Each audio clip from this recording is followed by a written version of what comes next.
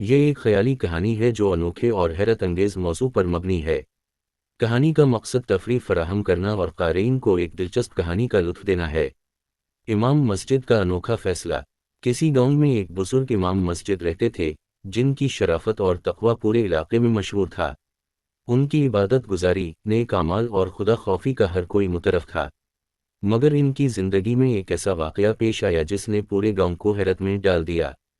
گاؤں کے لوگوں نے ایک دن امام صاحب کو اپنی گھوڑی نور کے ساتھ غیر معمولی محبت کرتے ہوئے دیکھا۔ نور ایک سفید رنگ کی خوبصورت گھوڑی تھی جو امام صاحب کی جائیداد کا حصہ تھی۔ وہ گھوڑی نہ صرف خوبصورت تھی بلکہ ذہین بھی تھی۔ امام صاحب ہر وقت اس کا خیال رکھتے، اسے تازہ گھاس کھلاتے اور اس کی دیکھ بھال میں اپنا وقت صرف کرتے۔ ایک دن نماز جمعہ کے بعد امام صاحب نے گاؤں والوں سے خطاب کرتے ہوئے ایک حیران کن اعلان کیا۔ میرے عزیز بھائیوں، میں نے فیصلہ کیا ہے کہ میں اپنی گھوڑی نور کے ساتھ نکاح کروں گا۔ یہ سنتے ہی مسجد میں خاموشی چھا گئی۔ لوگوں نے حیرت سے ایک دوسرے کی طرف دیکھا، جیسے وہ یہ سمجھنے کی کوشش کر رہے ہوں کہ امام صاحب یہ کیوں کہہ رہے ہیں۔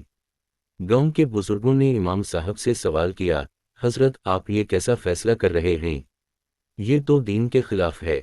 امام صاحب نے مسکراتے ہوئے جواب دیا، بھائیو، میں نے قرآن و سنت میں کہیں ایسا نہیں پڑھا کہ کسی جانور کے ساتھ نکاح حرام ہے۔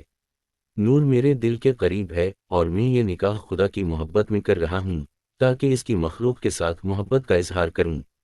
یہ سن کر گاؤں کے لوگ مزید پریشان ہو گئے۔ کچھ لوگوں نے امام صاحب کو سمجھانے کی کوشش کی، جبکہ کچھ نے اس بات کو غیر سنجیدہ لیتے ہوئے مذاق سمجھا۔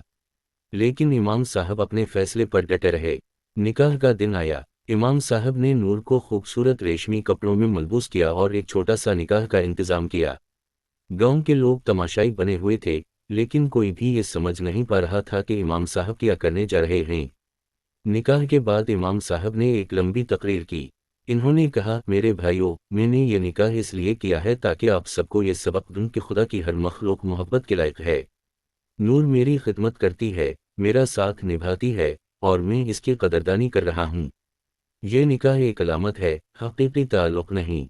یہ تقریر سن کر لوگوں کی سمجھ میں آیا کہ امام صاحب کا مقصد صرف محبت اور احترام کا پیغام دینا تھا۔ کچھ لوگوں نے امام صاحب کی بات کو سمجھا اور ان کی تعریف کی، جبکہ کچھ نے اسے محض ایک عجیب و غریب عمل سمجھ کر نظر انداز کر دیا۔ اس واقعے کے بعد امام صاحب کی شہرت پورے علاقے میں پھیل گئی۔ کچھ لوگ ان کے عمل کو دیوانگی کہتے تو کچھ اسے ایک منفرد سبق سمجھتے۔